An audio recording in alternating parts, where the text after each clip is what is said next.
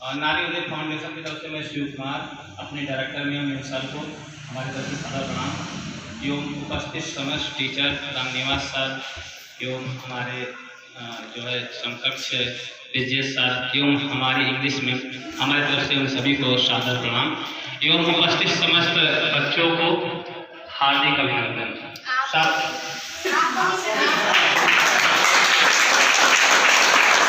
आप लोगों को जैसे विदित है कि आज है 3 दिसंबर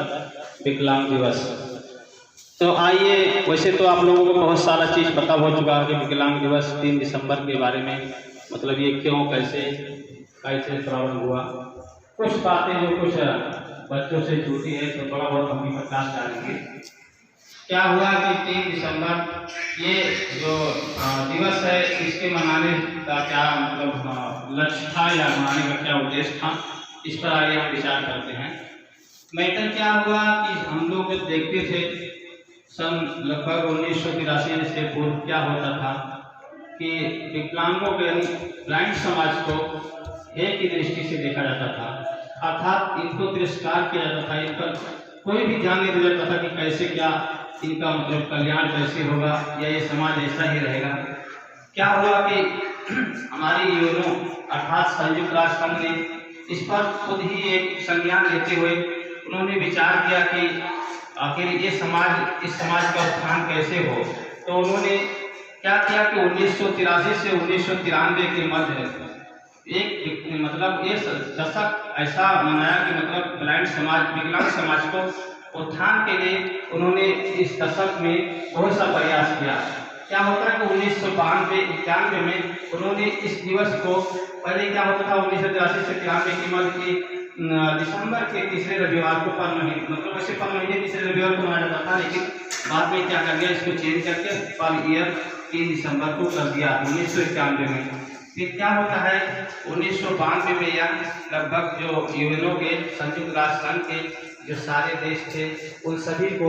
यह इंफॉर्मेशन दिया गया कि अपने कंट्री में विकलांगों को उत्थान के लिए, विकलांगों को आगे बढ़ाने के लिए मतलब 3 दिसंबर को पर डे पर ईयर इसको संचालन किया जाए, ताकि विकलांग समाज जो है, ब्लाइंड समाज जो है या फिर जो हमारा हैंडीकैप वर्ग है उसके लिए उन्हें आगे बढ़ाया जाए। इसको मनाने का जो उद्देश्य था कि क्या हुआ कि लोग जो है विकलांग को जैसे है की दृष्टि से देखते हैं तो उन्हें कोऑपरेट कैसे उनके साथ किया जाए, इसलिए उन्होंने इसको मनाने का संकल्प लिया। क्योंकि हम देखते हैं समाज में क्या होता है कि ब्लाइंड वर्ग या फिर किसी भी विकलांग वर्ग को लोग उनका कोऑपरेट नहीं करते, बल्कि ऐसे ऐसे वर्ड बोलते हैं जो आसानी होते हैं। इसीलिए हम इस 3 दिसंबर को इसलिए मनाते हैं ताकि नॉर्मल पर्सन या साइटेड पर्सन के साथ विकलांग का जो कोऑपरेशन है वो हम इनके साथ मिलजुल कर चलें, ताकि अगर हम कोऑपरेट करेंगे तो हमारा जो हैंडीकैप वर्ग है वो भी समन्वय करके और किसी भी कार्य को कर सकता है। इसीलिए यूएनओ ने इस दिवस को मनाने के लिए संकल्प किया है। अब आइए हम देखते हैं कि वैसे विदेशों में हैंडीकैप को लेकर के बहुत सी योजनाएं हैं, लेकिन हमारे देश में केवल योजनाएं तो पारित हो गई है, लेकिन योजनाओं को तो कानून के रूप में, चाहे वो संविधान हो, चाहे वो कानून की कैटेगरी की कानून की कोई बुक हो, उसमें तो बड़े बड़े योजनाएं और बड़े बड़े कानून तो हैंडीकैप के लिए लागू कर दिया जाता है, लेकिन उसका फिर निरीक्षण नहीं किया जाता कि क्या ये विकलांग वर्ग तक पहुँचता है। क्योंकि कानून बनाने वाला तो केवल कानून बना देता है, बट क्या होता है उसको संचालन करने वाले जो हमारे प्रशासन है वो क्या करते हैं, उनको ठीक से सुचारू रूप से लागू नहीं करते। तो कहने का मतलब है कुछ हमारे शासन की भी कमी है, कुछ प्रशासन की कमी है, उसमें हम क्या क्या करें। लोग कितना विचार करें फिर भी पता नहीं क्या होता है कि उस पर कार्रवाई नहीं होती है, चाहे वो जॉब के श्रेणी में जाए, चाहे वो किसी भी, अगर मान लीजिए कोई ऐसे विकलांग है जो जॉब नहीं पाए, अगर वो अपने जीवन यापन कर रहे हैं घर पे ही, फिर भी उन्हें आज देख रहे हैं पिछले लगभग 6 महीने से राशन कार्ड के लिए जो प्रावधान बीच में निकला था वो अब भी बंद हो चुका। बीच में था कि हैंडीकैप के लिए अलग से अंत्योदय कार्ड बनाया जाएगा, लेकिन हम सिर्फ न्यूज में सुन रहे हैं कि वो भी बंद हो चुका। तो ऐसे योजनाएं आते रहते हैं, लेकिन हमारे विकलांग समाज के ऊपर ऐसा कोई मतलब वो नहीं पड़ता कि ताकि ये अपना उत्थान कर सकें। ये हम सभी विकलांगों को भी कहना चाहते हैं कि विकलांग केवल एक ही क्षेत्र में पढ़ लिख कर आगे बढ़ सकते हैं,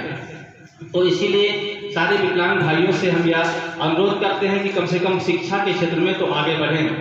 इसके अलावा हम यह देखते हैं कि हमारे जो विकलांग भाई हैं, अगर उन्हें अपने किसी दूसरे क्षेत्र में नहीं जा सकते तो कम से कम पढ़ लिख करके उनके लिए ऑप्शन खुले हुए हैं कि कम से कम जॉब की श्रेणी में नहीं जा सकते तो प्राइवेट के लिए बहुत से अवसर हैं। प्राइवेट में खुद का भी रोजगार कर सकते हैं। खुद का नहीं करने के अलावा बहुत से इंस्टीट्यूट ऐसे हैं जहाँ भी आप, जैसे हमारे यहाँ नारियों के लिए बहुत से टीचर की मतलब यहाँ जॉब होती है कभी कभी। ऐसे बहुत से भारत भूमि में बहुत से ब्लाइंड समाज को पढ़ाने के लिए भी हो सकता है। इसीलिए हम सारे अपने ब्लाइंड समाज को या कोई भी हैंडीकैप हो उन सबको कम से कम शिक्षा का अधिकार तो लेना ही चाहिए। इसके अलावा हम देखते हैं कि अब हमारे भारत में क्या होता है कि कानून तो पारित हो गए,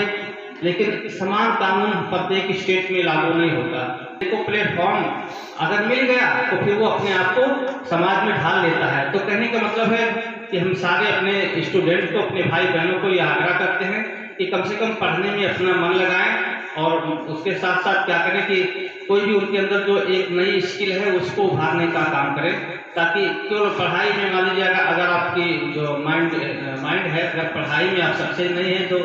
जो अलग से एक आदमी के पास एक एलिजिबिलिटी होती है उसको उभारने का काम करें कि जिस क्षेत्र में आप ज़्यादा जानकारी रखते हैं या जिस क्षेत्र में आपकी रुचि ज़्यादा है उस क्षेत्र को भी उभारने का प्रयास करें, ताकि आप उस क्षेत्र में निकल सकें, ताकि आगे चल के आपको प्रगति मिल सके। इसी मतलब यही उम्मीद करते हैं कि आगे आने वाले समय में आप लोग अच्छे से ये कार्य करते रहेंगे। इसके साथ साथ हम आप लोगों को यहाँ परमात्मा से विनती करते हैं कि आप लोग जो अभी नाटक हुआ है तो उस नाटक में आपने अच्छा से पार्टिसिपेट किया, तो परमात्मा आपको ऐसे ही शांति, उन्नति और प्रगति बनाते रहे। इसके साथ साथ एक कुछ अपनी तरफ से 2 शब्द और बोलना चाहते हैं अपनी वाणी को विराम देने से पूर्व कि जिंदगी का हर सफर सुहाना नहीं होता, जिंदगी का हर सफर सुहाना नहीं होता और हर किसी जिंदगी का हर सफर सुहाना नहीं होता और सबकी किस्मत में एक अफसाना नहीं होता।